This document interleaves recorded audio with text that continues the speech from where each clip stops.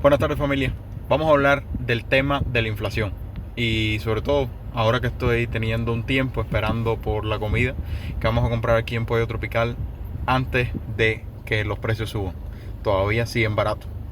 Y lo más importante de todo, vamos a hablar de la inflación que se viene y cómo influye el mercado inmobiliario y por qué tú deberías estar prestando atención. Vamos a hablar un poquito de la historia económica acerca de la inflación, la etapa de inflación más mala que ha habido en los Estados Unidos, que fue alrededor de 1970. Vamos a hablar por qué, vamos a hablar un poquito de esa historia. Vamos a hablar de la relación que tiene con la inflación que supuestamente debe venir ahora, esta década del 2020. Y lo más importante, qué acciones deberías tomar tú para protegerte. De la misma manera que se protegieron las personas en 1970 y salieron adelante con una ganancia muy alta. Entonces, para los que no me conocen, mi nombre es Joaquín López, soy un amante de las finanzas personales, pero en especial de las inversiones en bienes raíces. Y aunque nunca había pensado en el tema, me han mencionado varias veces que me gusta mucho hablar de economía general. Creo que es porque estoy tratando de hablar de finanzas personales y tiene cierta relación, pero al mismo tiempo sí me gusta la economía general. Y bueno, hoy les traigo un video un poco relacionado con esto. Para los que no me conocen, trabajo con una compañía internacional de bienes raíces y trabajamos en absolutamente todas las ciudades de los Estados Unidos. Así que si necesitas un realtor en cualquier parte del país, me encantaría poder servirte. Puedes agendar una llamada totalmente gratuita, sin compromiso, personalmente conmigo, y vamos a hablar acerca de tu situación y te daré mi opinión acerca de lo mejor que creo que pudieras hacer. No es un consejo, yo no soy consejero financiero, simplemente mi opinión, y me encantaría poder asistirte en todo el proceso. Además de eso, si quieres pertenecer a la compañía y al grupo de agentes hispanos más grande que hay en los Estados Unidos, me encantaría también que formaras parte. Bienvenido a agendar una llamada. Entonces vamos a comenzar hablando de la inflación. Como mismo están hablando muchos canales, sin duda alguna la inflación es real y está cada vez más evidente en todos los precios de todos los bienes y servicios que nosotros pagamos como consumidores. En la comida, en la gasolina, en el transporte, en los impuestos, en los seguros, en absolutamente todo está subiendo. Pero en lo que más se evidencia por muchos otros factores, pero bueno, también se le llama inflación de cierto sentido, es en las propiedades, en los bienes raíces, que es de lo que trata prácticamente todos los temas que trato de tocar con ustedes. Entonces, vamos a hablar de la década de mayor inflación, perdón por el sol, la década de mayor inflación en la historia de los Estados Unidos. Fue 1970. Hay varios factores, pero vamos a hablar de los dos principales: el presidente del país y el presidente de la Reserva Federal. ¿Okay?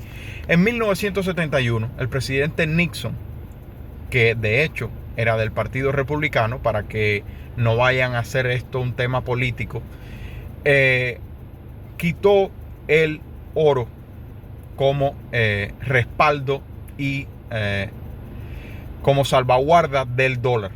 ¿Qué hizo esto? Que el dólar, a los ojos del mercado internacional, perdiera valor y por lo tanto las cosas empezaron a subir de precio. Eso es el factor, uno de los factores principales. Pero además de eso, los presidentes de la Reserva Federal en esa etapa fueron Arthur Burns y William Miller. Arthur Burns y William Miller ambos se enfocaban en empleos y no en inflación, con una teoría que si es cierta o no, tiene sentido, pero no funcionó en ese momento. Quizás haya sido el momento histórico por todo el problema del oro y del dólar, pero esta era su teoría. Si tenemos suficientes personas empleadas, la economía va a avanzar, y al avanzar, por supuesto, va a haber inflación, pero todo el mundo va a tener empleo y va a poder pagar por los precios de los bienes y servicios que consuman. Eso hasta cierto punto tiene sentido. Pero, ¿qué fue lo que sucedió? Que no se preocuparon lo suficiente por la inflación, simplemente se ocuparon por crear suficientes empleos y entonces la inflación se descontroló. Y hubo una inflación promedio de más de 8% anual. Entonces, vamos a ya hablamos de la historia de esa década de 1970. Vamos a hablar ahora de Jerome Powell, que es el actual presidente de la Reserva Federal, que es, para los que no entienden bien qué significa eso, es prácticamente el segundo hombre más importante en los Estados Unidos. O sea, la segunda persona, para no hacer esto una cuestión de género. La primera persona más importante de los Estados Unidos es el presidente de los Estados Unidos. La segunda persona más importante de los Estados Unidos es la persona que controla la política económica. ¿Quién es? El presidente o la presidenta de la Reserva Federal. En este caso, en este momento, es Jerome Powell. Públicamente hablando, cuando este tipo de personas van a exponerse como candidatos, ellos dan un resumen de sus propuestas, tanto económica como política, como social, etcétera, etcétera. En este caso, Jerome Powell abiertamente todo el tiempo y especialmente ahora dice que él está enfocado en ¿qué cosa? Empleo. Eso lo pueden buscar, eso es información pública. En empleo. Él se preocupa porque las personas tengan empleo. Y de esa manera, como mismo pensaban Arthur Burns y William Miller, ¿qué sucede? Que la inflación viene secundaria. Y entonces, si eso es lo que está sucediendo, si eso es lo que piensa Jerome Powell, lo más común que podamos pensar es que va a suceder lo mismo. Ahora bien, vamos ahora a aterrizarlo a los bienes raíces, que es lo que nos interesa. En 1970, la casa promedio, la propiedad promedio en los Estados Unidos era $25,000. En 1980, la casa promedio era $56,000. Fue un aumento de alrededor de 120%. 120%, ¿ok? Entonces, hay dos espectros de la familia promedio en la década de 1970. Si tenías suficientes bienes, no bienes raíces, sino bienes que producieran ingreso mensual o anual, como quieras ponerlo, en la década de 1970, a pesar de que hubo inflación en los bienes y servicios que tú pagabas, o sea, tu comida, tu gasolina, tus seguros, absolutamente todo lo demás, pero tú tenías bienes que producían ingresos, tus bienes subieron también su precio y por lo tanto tú estuviste bien. Sin embargo, si tú estabas en la línea más baja de la sociedad y no tenías ningún tipo de bienes, no tenías ningún tipo de inversión, ¿qué sucedió? Que tú no tenías defensa, simplemente tenías que pagar los precios y los servicios altos. Entonces, ¿qué sucedió? Que si tú compraste en 1970 una propiedad, vamos a decir la forma más fácil, que es una propiedad residencial.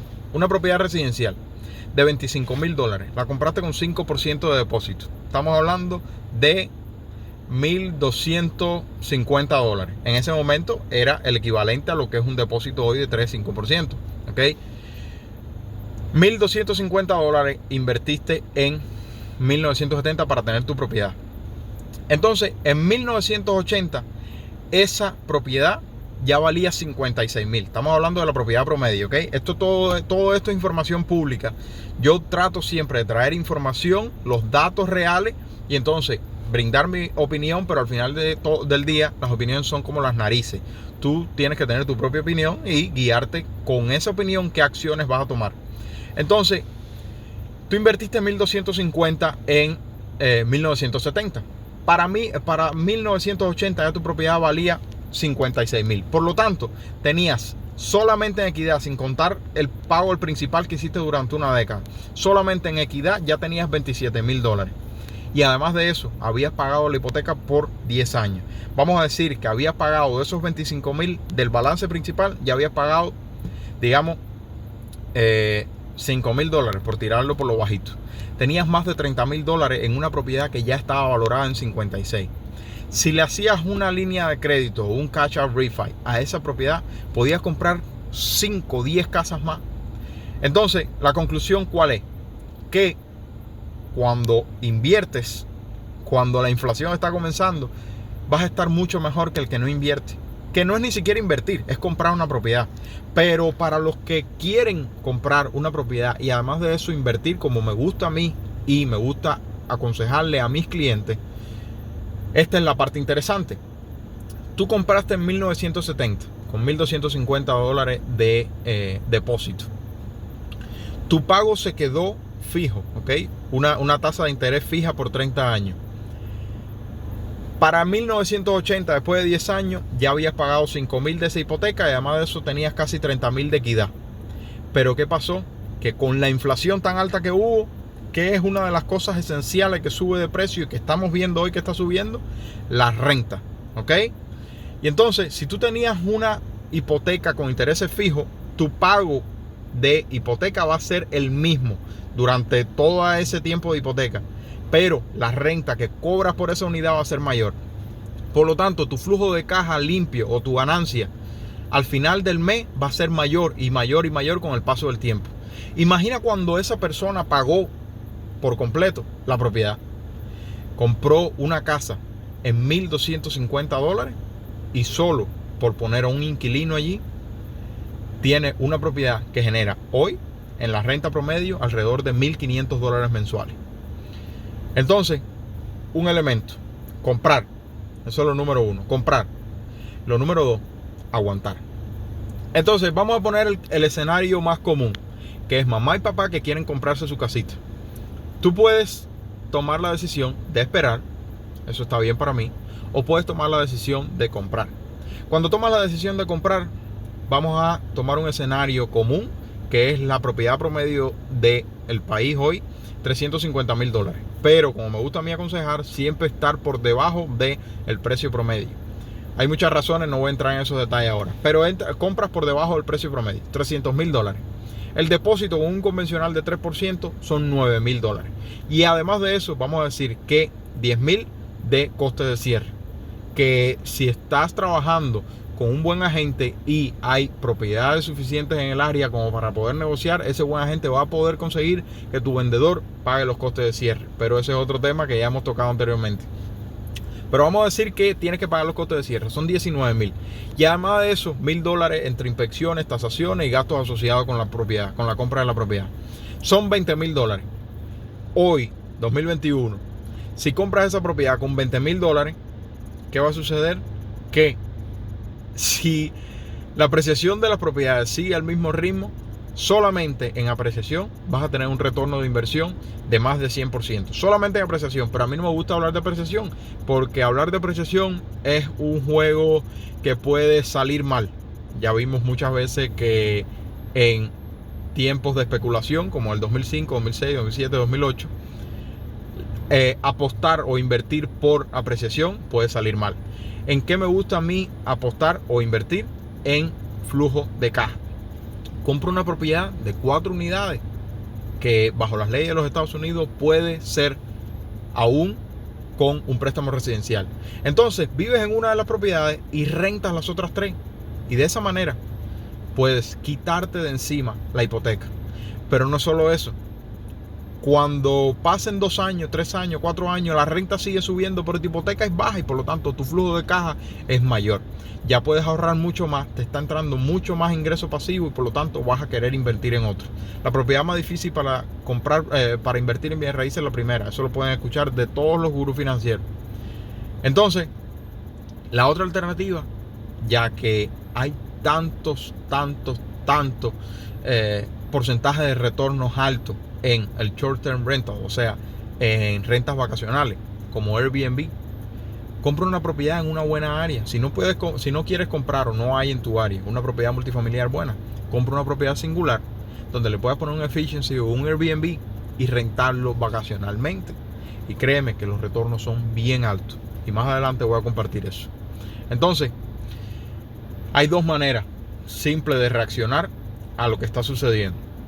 O espera porque estás apostando porque la burbuja explote, o inviertes o compras tu propiedad porque estás apostando de que los precios van a continuar y que a largo plazo va a ser el movimiento exacto. Que eso es lo que opino yo. Invertir todo el tiempo que se pueda, porque a largo plazo, que es lo que me importa a mí, voy a estar bien. Y lo más importante, mi familia, que está por venir generaciones y generaciones, va a estar mucho mejor. Entonces, si necesitas un realtor en cualquier parte del país, puedes agendar una llamada. Me encantaría poder asistir. Nos vemos, familia. Chao, chao.